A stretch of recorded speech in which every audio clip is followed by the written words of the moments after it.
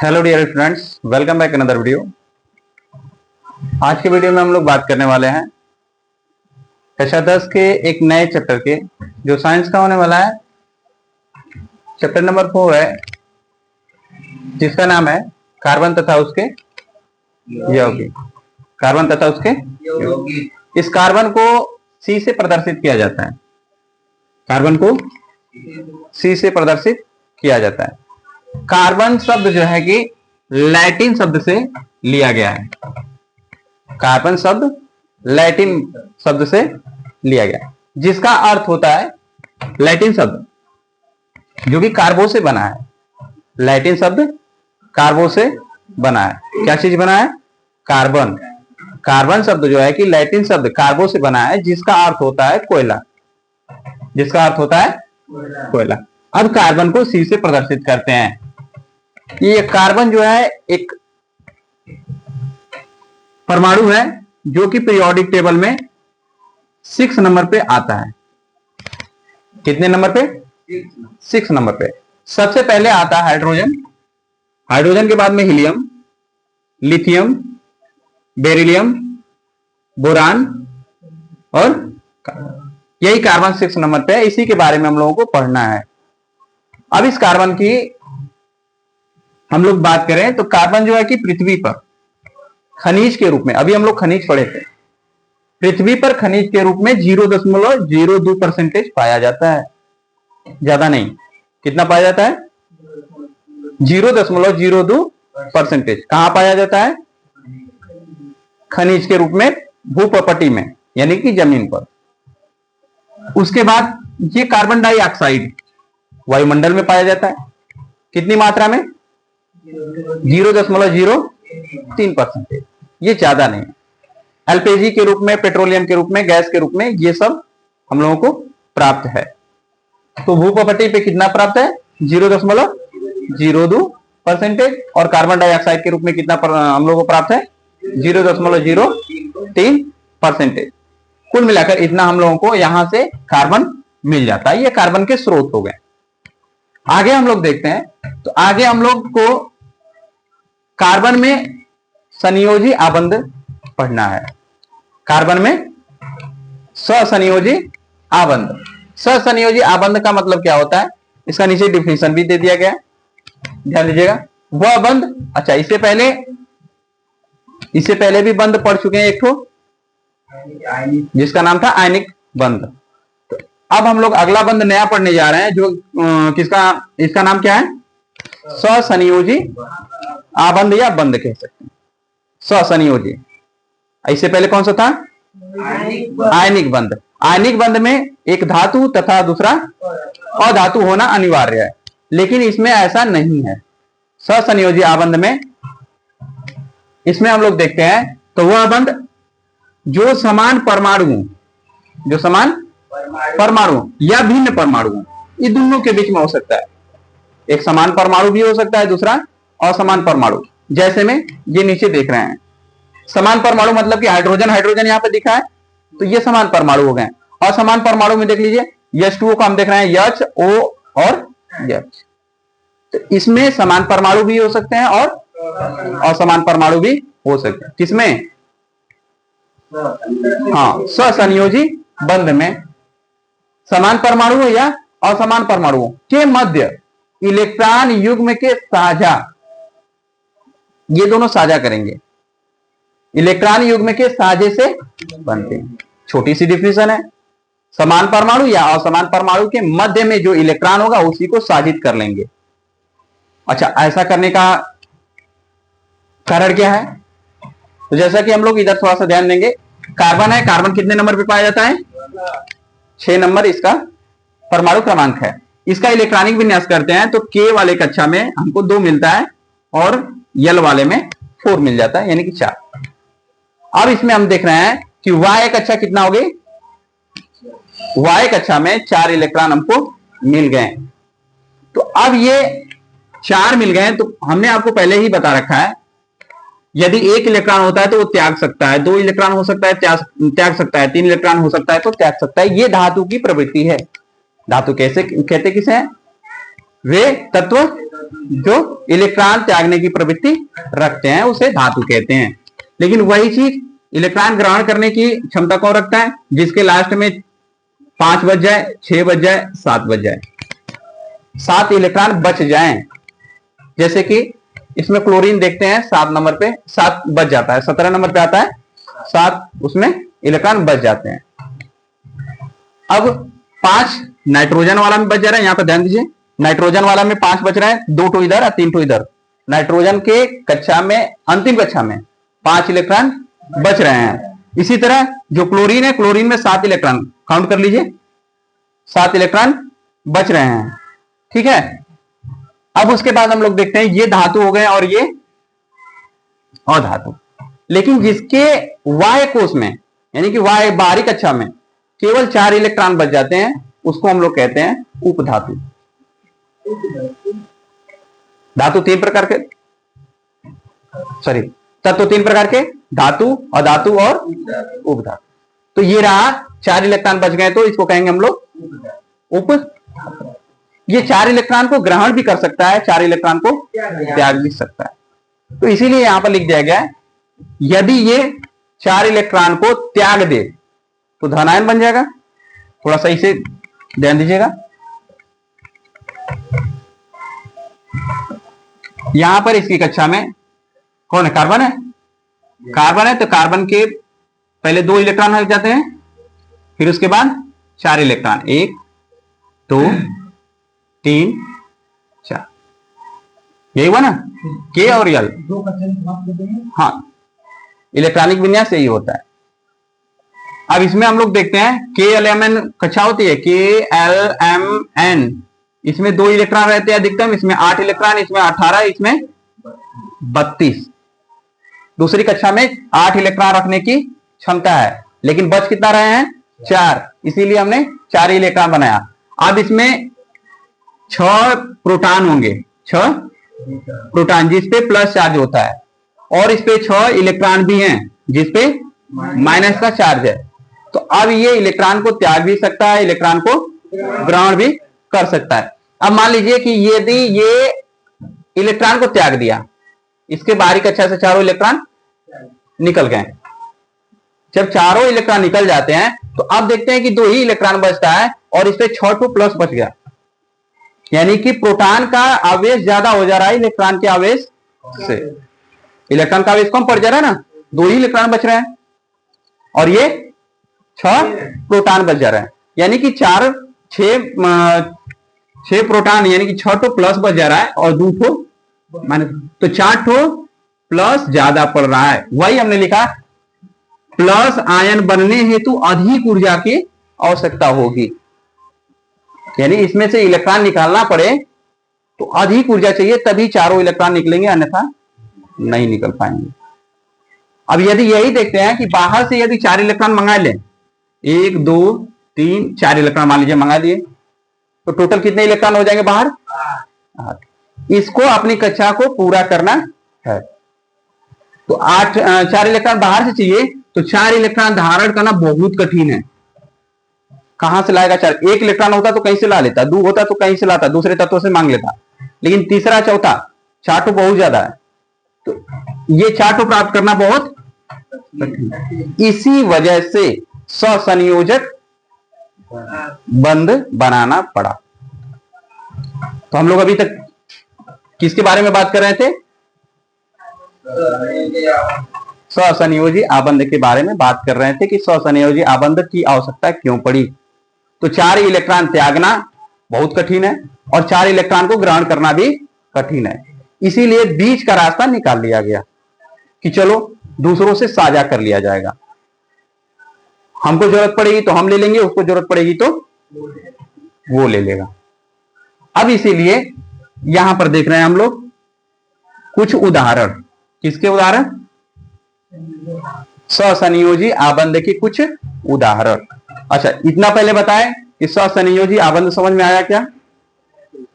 ससंयोजी आबंध आने का कारण क्या हुआ? 4 इलेक्ट्रॉन ग्रहण करना और 4 इलेक्ट्रॉन त्यागना कठिन था, इसी वजह से बीच का रास्ता निकाला गया, जिसको ससंयोजी आबंध, इलेक्ट्रॉनों की साझेदारी द्वारा यह बंध बनता है। इसमें हम लोग देख लेते हैं कुछ उदाहरण में, जैसे H2। अभी कुछ दिन पहले हमने बताया था आप लोगों को कि हाइड्रोजन लिखना होता है तो H2 लिखते हैं, क्लोरीन लिखना होता है Cl2 लिखते हैं, और जल लिखना होता है तो H2O लिखेंगे, और नाइट्रोजन लिखना हो तो N3 लिखेंगे, वही मेथेन लिखना हो तो ये लिखेंगे। तो ये देखते हैं बना कैसे। ये संयोजन से पूर्व के हैं, मतलब संयोग करने से H2 बनने से पहले। इसमें हम लोग देख रहे हैं कि दो परमाणु हैं हाइड्रोजन हाइड्रोजन के। हाइड्रोजन में आप देखते हैं तो हाइड्रोजन में केवल आपको एक ही इलेक्ट्रॉन मिलता है। हाइड्रोजन में केवल एक ही इलेक्ट्रॉन मिलता है, H, और एक ठो इलेक्ट्रॉन मिल जाएगा। बाहरी कक्षा में केवल एक ही इलेक्ट्रॉन, बाहरी कक्षा में एक ही इलेक्ट्रॉन। दूसरा ले रहे हैं तो उसमें भी बाहरी कक्षा में केवल। तो अब ये दोनों मिलकर एक दूसरे से साझा कर लेते हैं, एक दूसरे से मिलकर साझा कर लेते हैं, जिसे सहसंयोजी आबंध कहते हैं। देख लीजिए, इसमें भी एक इलेक्ट्रॉन है, इसमें भी एक इलेक्ट्रॉन है, ये दोनों इलेक्ट्रॉन एक दूसरे से साझा कर लिए यहां पर। अच्छा, होना कितना चाहिए? साझा क्यों करते हैं? साझा क्यों करते हैं? तो अपने अष्टक को पूरा करने के लिए, अपनी कक्षा को पूरा करने के लिए। लास्ट में या तो उनके पास 2 होना चाहिए, या फिर 8 होना चाहिए, या फिर 18 होना चाहिए, या फिर इतना होना चाहिए। तो अब इन 2 को पूरा करने के लिए इन्होंने अपना इलेक्ट्रॉन को साझा किया। हो गया पूरा? ध्यान दो, यहां पर एक एक अकेले था, लेकिन यहां आए तो दोनों मिल गया आपस में।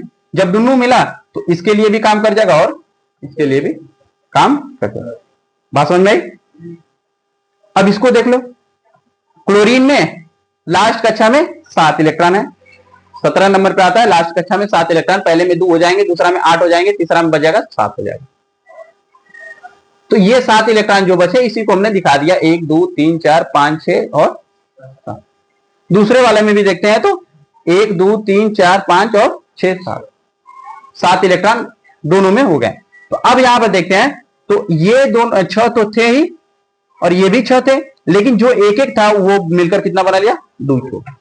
अब गिनेंगे तो इसका भी 8 को बन जाएगा, और इसका भी गिनेंगे तो इसी दोनों से हमसे मतलब है, ये जो दोनों बीच के हैं इसी को कहेंगे सहसंयोजी आबंध।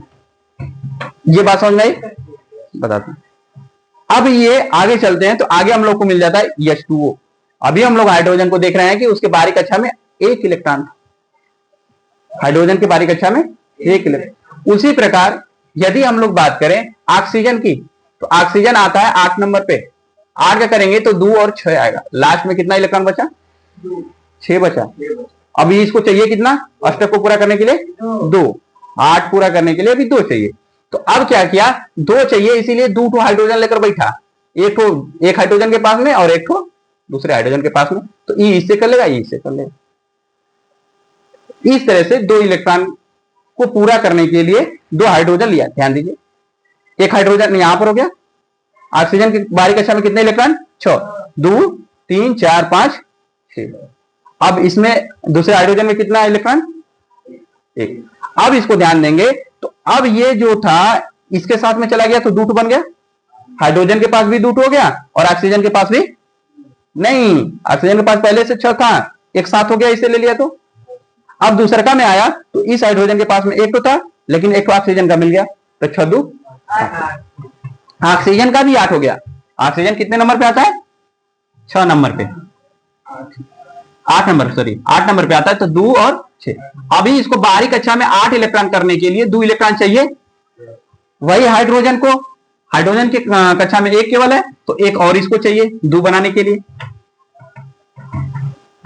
तो इस प्रकार से यहां पर हाइड्रोजन भी अपना 2 इलेक्ट्रॉन बना ले रहा है, और ऑक्सीजन भी 2 हाइड्रोजन से मिलकर अपना 8 इलेक्ट्रॉन बना ले रहा है। ध्यान दीजिए, 2 यहां 2 यहां, 1 2 3। अब ऑक्सीजन के पास भी 8 इलेक्ट्रॉन हो गए। पहले 6 थे तो 6 से अब इससे ले लिया 1 को, 7 को हो गया, 1 तो इससे ले लिया 8 को हो गया। इस प्रकार से इसका भी अष्टक पूरा हो गया और उसका भी, यानी कुल मिलाकर इनको अपना कक्षा वाय कक्षा जो है उसी को पूरा करना है। अब इसमें हम लोग नाइट्रोजन में देख लेते हैं। इसी तरह नाइट्रोजन में देखते हैं तो नाइट्रोजन में हम लोगों को, अब नाइट्रोजन में कुल टोटल मिलाकर नाइट्रोजन पाया जाता है 7 नंबर पे।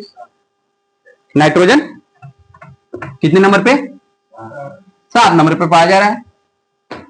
नाइट्रोजन 7 नंबर पे पाया गया। अब 7 नंबर पे पाया गया तो 2 और 5 का बनेगा। अभी इसको बाहरी कक्षा में कितना चाहिए? 3 चाहिए। 3 चाहिए, तो इसीलिए हमने दिखा दिया, 2 तो इधर दिखा दिया, कुछ जोड़ा हो गया, और 3 तो इधर दिखा दिया। 3 2 5 हो गया। बाहरी कक्षा में 5 था, इसीलिए हमने 5 इलेक्ट्रॉन बनाया इसके पास। अब उसके बाद देखते हैं दूसरा नाइट्रोजन के पास साथ भी यही हाल होगा, 2 नाइट्रोजन हुआ। लेकिन अब देखते हैं हम लोग इसमें ये जो बीच वाले हैं यही दोनों तीनों अपने में साझा कर लेंगे। तो 3 चाहिए तो 3 ये इसका ले लेगा और ये वाला इसका ले लेगा।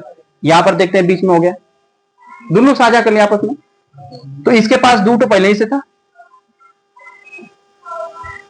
3 हो गया, 1 2 3 इलेक्ट्रॉन इसको भी मिल गया, 3 इलेक्ट्रॉन इसको भी, दोनों आपस में 3 इलेक्ट्रॉन को साझा कर लिया। इस तरीके से मिलाकर 5 इलेक्ट्रॉन इसके पास था, 3 तो ले लिया इससे, तो कितना हो गया? 5 तो इसके पास था, तो 3 इलेक्ट्रॉन इसका ले लिया, तो कितना हो गया? 8 इलेक्ट्रॉन हो गया। इस प्रकार से मिलाकर इसका भी अष्टक पूरा हुआ और इसका भी पूरा हुआ। अब उसके बाद हम लोग देखते हैं CH4, इसी तरह मेथेन होता है CH4। अभी हम लोग बात किए कि कार्बन के पास कितना इलेक्ट्रॉन है? बाहरी कक्षा में 4 इलेक्ट्रॉन है। अब इस 4 इलेक्ट्रॉन को हम लोग बाहर दिखा देंगे। तो देखिए 1 2 3, कार्बन के बाहर हमने 4 इलेक्ट्रॉन दिखाया। अब उसके बाद हाइड्रोजन 4 है, तो 4 हाइड्रोजन हम लिखेंगे, 4 हाइड्रोजन लिख रहे हैं। अब एक हाइड्रोजन के पास में 1 इलेक्ट्रॉन बाहरी कक्षा में होता है। इसका वाला ये दिखा दिए, इसका वाला ये दिखा दिए, इसका वाला ये दिखा दिए, इसका वाला। अब काउंट करेंगे टोटल, तो कितना हो गया? पहले कार्बन का गिन लें, तो कार्बन का गिनेंगे तो 2 तो यहां हो गया, 2 तो यहां हो गया, 2 तो यहां हो गया, 2 तो 8 हो गया, तो कार्बन का भी पूरा हो गया। हाइड्रोजन के पास कितना था? 1 था, लेकिन तो अब साझा करने के बाद कितना हो गया? 2 चाहिए, तो 2 हो गया। उसी तरह इसका देख लेते हैं, तो 5 था, ये 3 तो ले लेगा, तो कितना हो जाएगा?